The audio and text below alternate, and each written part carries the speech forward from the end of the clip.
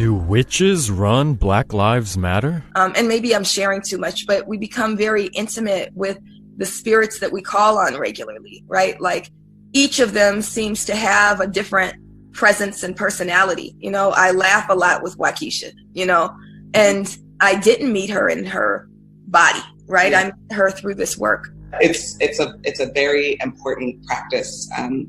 Hashtags are way more than a hashtag. It is literally almost resurrecting a spirit so they can work through us to get the work that we need to get done. I started to feel personally connected and responsible and accountable to them, both from a deeply political place, but also from a deeply spiritual place. And always, you know, in my tradition, you offer things that your loved one who passed away would want, you know, whether it's like honey or tobacco, things like that. And it's so important, not just for us to be in direct relationship to our people who've passed, but also for them to know we've remembered them.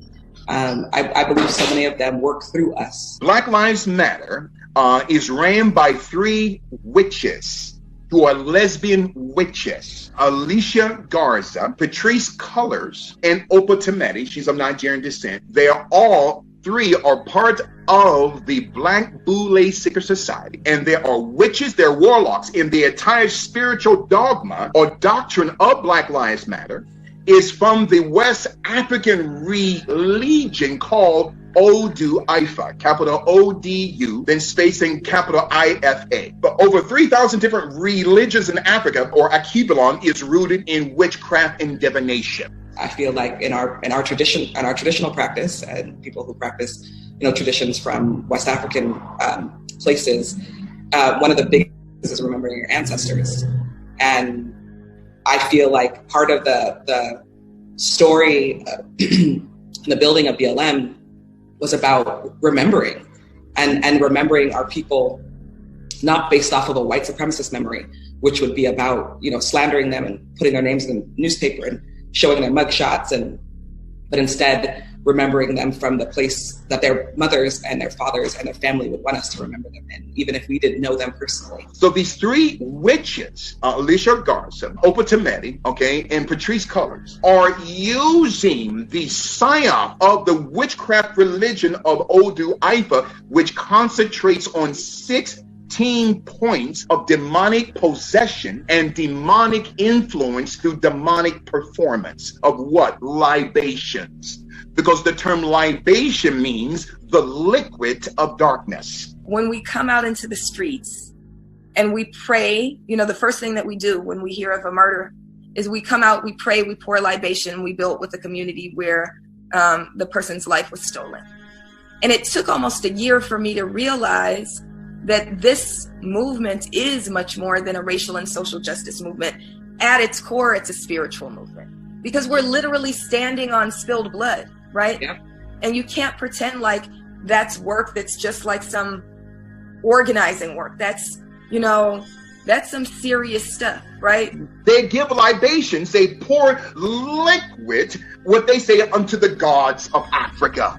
It's all built on witchcraft. When we say the names, right? So we speak their names, we say her name, say their names. We do that all the time, that you kind of invoke that spirit, and then those spirits actually become present with you, right? So then Black Lives Matter has 16 chapters in the United States and in Canada, which each chapter represents a name of a god or goddess in the Ifu religion called Odu Ifu, which has 16 points, 16 chapters of demonic possession. Black Lives Matter, they're operating through both omnikinesis and telekinesis. It's witchcraft. Wherever they go to create mayhem and destruction, they send witches, and every satellite head, every person of these 16 chapters of Black Lives Matter, they are a witch and a warlock. So with Black Lives Matter, they have molded themselves after a serpentine psychology.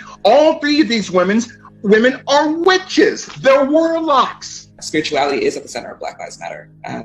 And I think that's not just for us. I feel like so many leaders and so many organizers are deeply engaged in a pretty important spiritual practice. I don't think I could do this work without that. I don't think I could do it as long as I've done it and as consistently. It feels like if I didn't do that, it would be antithetical to this work.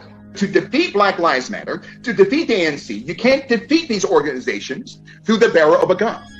You can only defeat the ANC and Black Lives Matter through spiritual warfare. In the Bible, both the Old and New Testament, it's clear that when we die, we no longer have cognitive thought, or, obviously, the ability to communicate, as if we are asleep. But man dieth and wasteth away. Man giveth up the ghost. And where is he? As the waters fail from the sea, and the flood decayeth and drieth up, so man lieth down, and riseth not, till the heavens be no more. They shall not awake, nor be raised out of their sleep. Job 14:10-12. So, if the founders and leaders of Black Lives Matter are in fact communicating and speaking with spirits or entities, who are they talking to? Demons? Or are they just talking to themselves? Whether actual contact is made or not, these sort of practices are forbidden by God, as clearly described in Deuteronomy 18:10-12. There shall not be found among you anyone that useth divination, or an enchanter, or a witch, or a charmer, or a consulter with familiar spirits. For all that do these things are an abomination unto the Lord. Again, is Black Lives Matter run by witches, or just crazy